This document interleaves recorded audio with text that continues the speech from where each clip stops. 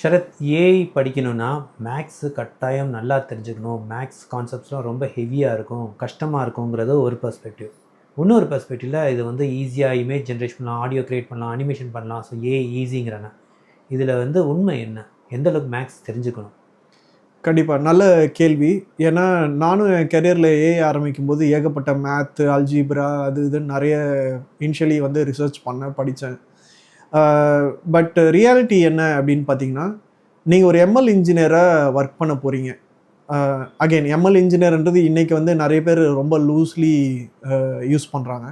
But நீங்கள் ஒரு ML engineer ஆக போகிறீங்க அப்படின்னும் போது மேத் வந்து கண்டிப்பாக ரொம்ப இம்பார்ட்டன்ட். ஏன்னா நான் முன்னாடி வீடியோவில் சொன்ன மாதிரி ஒரு எம்எல் இன்ஜினியரோட ஜாப் வந்து ஒரு மாடலை வந்து பில்ட் பண்ணுறது தான் அவரோட வேலையாக இருக்கும். மாடல்லாம் என்ன அப்படின்ட்டு பார்க்கும்போது நம்ம சில டைம் ஆன்லைனில் கூட பார்த்துருப்போம்.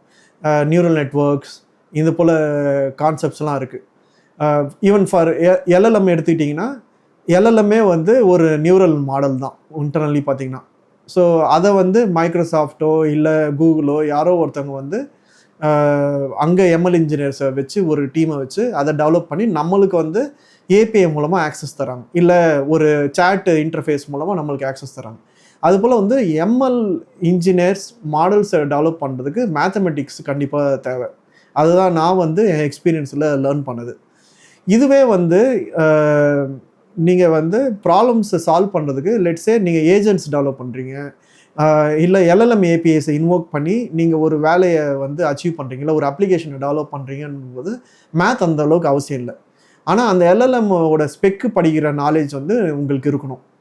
ஃபார் எக்ஸாம்பிள் டோக்கன்ஸ்னால் என்ன, டெம்பரேச்சர்னால் என்ன, ஸோ அதுக்கு வேண்டிய டியூனிங் பேராமீட்டர்ஸ் என்ன இருக்குது, அதோட மீனிங் என்ன அப்படின்றது நீங்கள் கண்டிப்பாக தெரிஞ்சுக்கணும். ஏன்னா வந்து நீங்கள் அதை பிளாக் பாக்ஸாக யூஸ் பண்ணி உங்கள் அப்ளிகேஷனில் சர்டன் பிஹேவியர்ஸை நீங்கள் கொண்டு வர பார்ப்பீங்க, இல்லை ஒரு பிஸ்னஸ் லாஜிக்கை வந்து நீங்கள் அச்சீவ் பண்ணணுன்னு பார்க்குறீங்க. அப்படி இருக்கும்போது அந்த ஸ்பெக்ஸை புரிஞ்சிக்கக்கூடிய ஸ்கில்லை நீங்கள் டெவலப் பண்ணிக்கணும். அதுக்கு மேத்து வந்து எனக்கு தெரிஞ்சு ரொம்ப ரொம்ப மினிமல், இல்லை மேத்து தெரியலன்னா கூட உங்களால் வந்து அது போல் அப்ளிகேஷன்ஸ் கண்டிப்பாக டெவலப் பண்ண முடியும்.